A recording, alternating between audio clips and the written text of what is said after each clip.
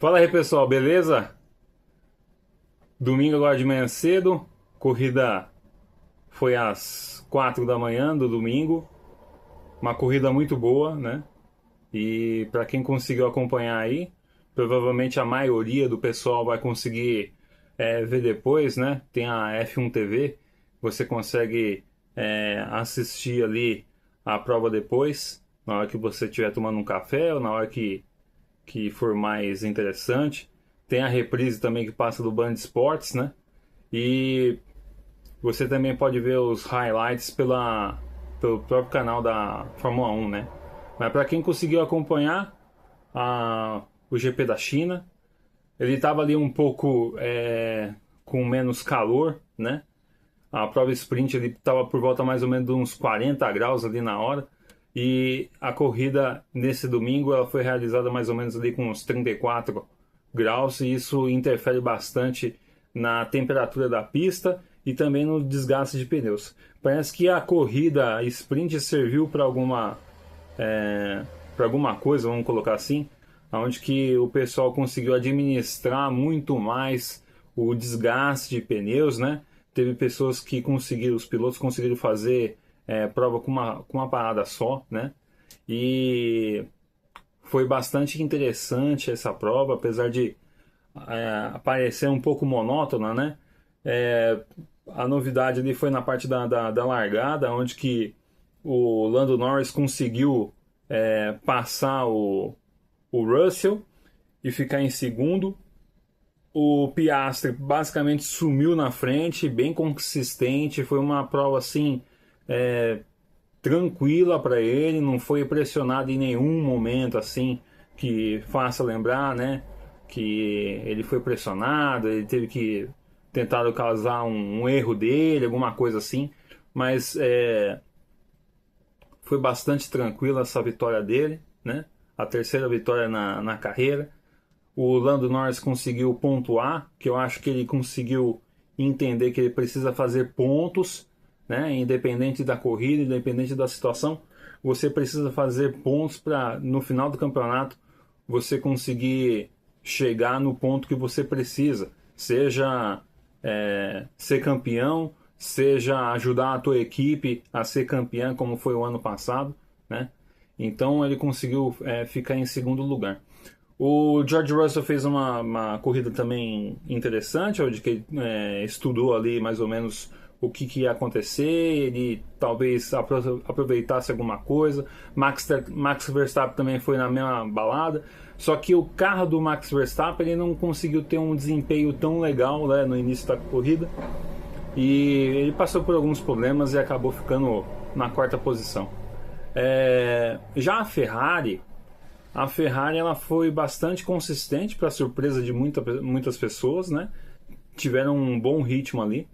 Na largada, o Hamilton fez a tangente, o Charles Leclerc cometeu um pequeno erro aonde que quebrou o bico do carro dele e ele foi assim a corrida toda com o bico quebrado, não quis trocar, não quis perder tempo e ele fez uma prova consistente, ele estava mais rápido que o Hamilton. Infelizmente, tem aquelas coisas que acontecem na Ferrari que a gente sabe muito bem, onde que eles falam para poder trocar a posição e fica aquela coisa estranha, né, durante a prova. Agora o mais interessante, a notícia de última hora, né, Pierre Gasly e Charles Leclerc foram desclassificados da prova por o carro não ter o peso suficiente para terminar a prova, né? Então provavelmente ali eles não conseguiram pegar aquele um, 1,5 kg ali que eles passam na durante ali na parte mais suja, pegando aqueles detritos da borracha que fica ali, que solta dos pneus, para poder fazer um peso. E talvez o consumo de combustível também, né? Foi muito grande e ele não conseguiu ter esse peso suficiente para poder não ser desclassificado, né? Já no caso do Hamilton, teve alguma coisa ali na parte da prancha, né? E, e ele, infelizmente, também foi desclassificado, né? O, trazer aqui para vocês, do site oficial da Fórmula 1, tá? Lewis Hamilton foi desclassificado do GP da China depois que o bloco de proteção traseiro de sua Ferrari foi considerado abaixo da espessura mínima exigida pelos regulamentos técnicos, o que significa que ambos os pilotos da equipe perderam seus resultados, já que Charles Leclerc também foi desclassificado por violação do peso do carro. Então, assim, a Ferrari, ela sofreu bastante com isso, é um duro golpe para a equipe, aí, principalmente para o campeonato, né? Ter seus dois pilotos desclassificados, e principalmente por erro deles, né? Essa que é a parte mais legal da situação. Então, assim, alguns pilotos herdaram as suas posições, né? Obviamente. O Esteban Ocon, que foi a Haas, teve um desempenho muito interessante, sendo uma equipe que não é tão boa assim. Teve um desempenho muito interessante, onde o Ocon conseguiu ficar agora em quinto lugar. Kimi Antonelli estava em oitavo, terminou em oitavo. O pessoal elegeu ele como piloto do dia. Pra gente que assistiu a corrida, totalmente errado. O cara não fez absolutamente nada na corrida que fosse de relevante, mas ele foi taxado como piloto do dia.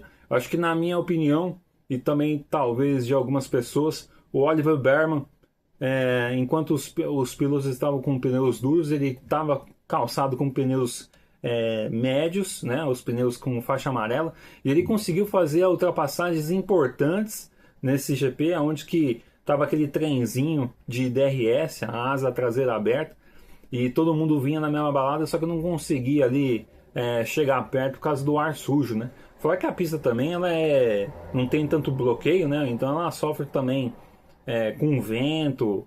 Essa influência do vento também é importante ali nessa aerodinâmica, nessa maneira que o piloto guia ali também o carro, né? E então, querendo ou não, Esteban Ocon agradece a Ferrari. Kimi Antonelli ficou em sexto. O Alexander Albon também fez uma prova muito consistente, terminou em sétimo lugar. O Oliver Bearman, que estava marcando o primeiro pontinho dele pela Haas esse ano, ficou em oitavo, e isso é muito bom para ele, né? Fazendo aí 4 pontos. Lance Stroll também, a pessoal da Aston Martin também não teve um resultado tão interessante, né? Com 4 voltas, o Fernando Alonso teve um problema de freios e teve que abandonar, que ele estava totalmente sem freio. E é uma corrida que você precisa dos seus freios funcionando muito bem. Você precisa administrar os freios também para você não dar um sobreaquecimento. E a parte mais importante é o pessoal conservar os pneus ali, que foi um fator totalmente determinante para o resultado da prova desse dia, tá? Carlos Sainz também não foi aquela prova maravilhosa, mas conseguiu terminar em décimo. O pessoal da Racing Bulls que fez uma largada, fez uma classificação interessante, eles terminaram lá para baixo, tá? O Isaac Hadjar foi o melhorzinho, terminou em 11º. Liam Lawson conseguiu fazer uma prova assim, pelo menos conseguiu terminar a corrida, né? Terminou em 12º, ele tá com um foguete na mão, mas é um foguete meio sem direção, né?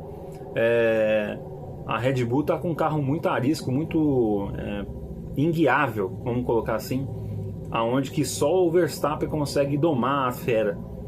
Todos os pilotos que entraram talvez não deram conta do recado, né?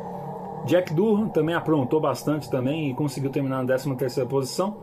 Já o companheiro de equipe dele, o Nico Hülkenberg da Kick Sauber, tinha largado em 12º e logo na largada ele foi caindo lá para trás, né? O desempenho dele foi meio estranho, tá?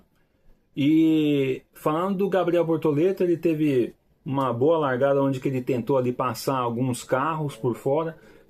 A porta foi trancada para ele, e no momento onde que ele tentou fazer uma ultrapassagem, ele pegou na área mais suja e não conseguiu deixar o carro alinhado e acabou rodando. Foi lá para a brita e depois voltou. A equipe resolveu parar ele, colocar pneus duros, e ali ele fez um stint, né, um longo período com aqueles pneus de faixa branca, pneus duros, onde que ele conseguiu um bom desempenho, e depois ele trocou de volta e ele estava ali 15 segundos atrás do seu companheiro de equipe, e ele conseguiu ultrapassar o Nico Hülkenberg e deixar com 8 segundos de vantagem entre eles. Isso mostra que o Gabriel aproveitou muito bem a chance que ele teve nesse GP para poder experimentar ali, conduzir o teu carro, ganhar mais experiência, conseguir conservar os pneus de uma maneira inteligente, e isso foi interessante. Então, creio que o saldo foi positivo para esse GP da China. Daqui 2 semanas nós temos mais uma prova na madrugada. Temos o GP do Japão à 1 da manhã. E vamos ver o que eles conseguem fazer, que normalmente a Ferrari anda bem no Japão. E o Max Verstappen também anda muito bem lá no Japão. Vamos ver o que as McLaren conseguem fazer, porque aparentemente vai ser a equipe predominante aí. Vai demorar um tempo, né? Mais ou menos aí lá para uma 6ª, 7ª corrida, talvez as outras equipes conseguem chegar mais ou menos perto ali da McLaren. Vamos ver o que eles conseguem tirar de diferença que vai ficar ali na pontuação. E ver também com o Zac Brown o que ele vai fazer, que decisão que ele vai tomar, quem que ele vai privilegiar. Por enquanto está muito interessante essa briga sadia, por enquanto, entre Lando Norris e Oscar Piastri. Muito obrigado para você que assistiu esse vídeo agora. Que Deus abençoe você, um ótimo domingo e uma boa semana.